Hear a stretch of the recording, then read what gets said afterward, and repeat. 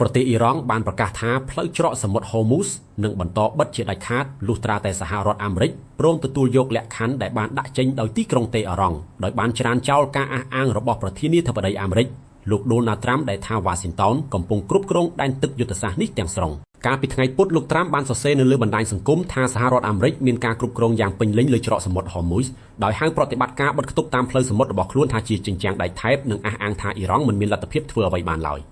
ទោះជាយ៉ាងណាស្ថាប័នគ្រប់គ្រងច្រកសមុទ្រឈូងសមុទ្រពេករបស់អ៊ីរ៉ង់បានតបថាការអះអាងរបស់មន្ត្រីអាមេរិកគឺមិនស៊ីសង្វាក់នឹងការពិតឡើយដោយបញ្ជាក់ថាច្រកសមុទ្រនេះនៅតែបិទនិងមិនបើកឡើងវិញជាដាច់ខាតបើគ្មានកិច្ចព្រមព្រៀងលើលក្ខខណ្ឌរបស់ខ្លួនទេ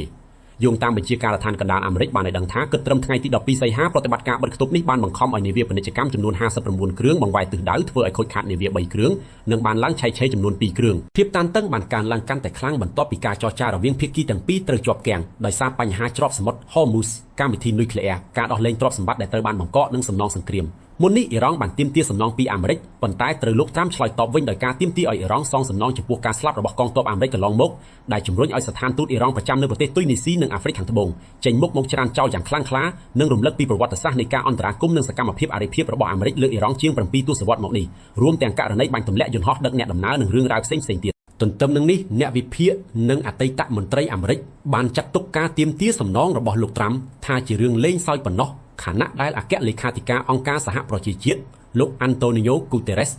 បានអំពាវនាវឲ្យគ្រប់ភាគីវិលរកតុចរចាឡើងវិញដើម្បីស្វែងរកដំណោះស្រាយដោយសន្តិវិធី